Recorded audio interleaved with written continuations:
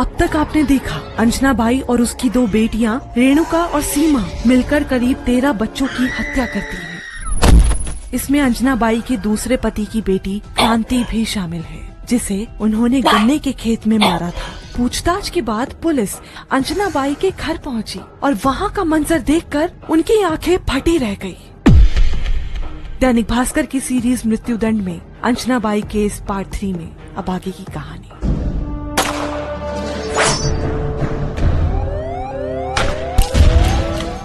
Anjana by के घर पहुंची पुलिस ने जब कमरा खोला तो देखा वहां दीवारों पर हर तरफ खून के धब्बे थे।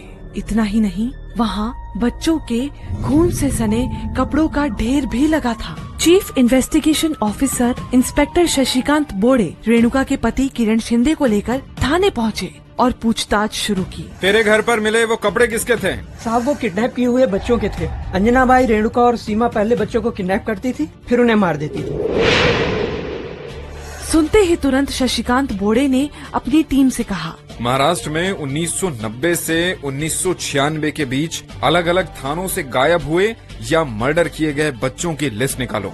जांच की कमान अब सीआईडी ऑफिसर सुहास नाथ गौड़ा को सौंपी गई। जिन बच्चों की लावारिस लाश मिली थी उसे भी खंगाला जाने लगा। पुलिस ने किरण को गायब हुए बच्चों की लिस्ट और फोटो दिखाने शुरू किए। किरण पहले थोड़ा हिचकिचाया, फिर बताना शुरू किया। साहब, सब 1990 से शुरू हुआ था। अंजना बाई और उसकी दोनों बेटियों ने सबसे पहले कोल्हापुर से संतोष को उठाया, बस स्टैंड पर मारा और लाश विक्रम हाई स्कूल के पास फेंक दी।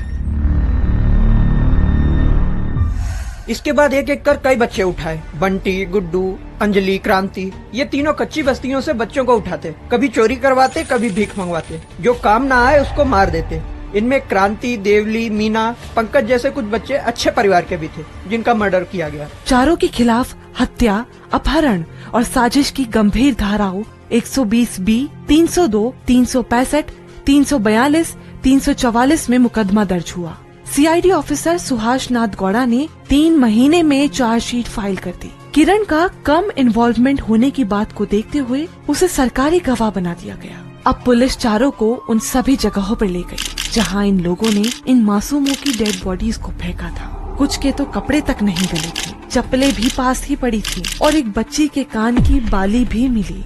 सीआईडी ऑफिसर नाथ गौड़ा ने इन मासूमों की हत्या का कारण पूछा तो लाल आंखों से एकटक निहारती हुई अंजना बाई हंसने लगी और फिर झल्लाते हुए बोली, भीख नहीं मांगते थे, चोरी नहीं करते थे, तो मार दिए। तभी किरण बीच में एकदम से बोला, बड़े बच्चों को किडनैप करने के बाद ज्यादा दिनों तक एक जगह नहीं रख सकते थे। अगर वो किसी से कुछ कह देता तो हम फंस जाते, इसलिए उसे या तो कहीं ले जाकर छोड़ देते या किसी सुनसान जगह पर ले जाकर मार देते। रेणुका भी तुरंत बोल पड़ी, एक बार अपने बेटे आशीष को गोद में लेकर किसी का पर्स मारा। जब पकड़ी गई तो कहा कि बच्चे के लिए सब कर रही हूँ, नहीं तो बच्चे को जमीन पर पटक देती।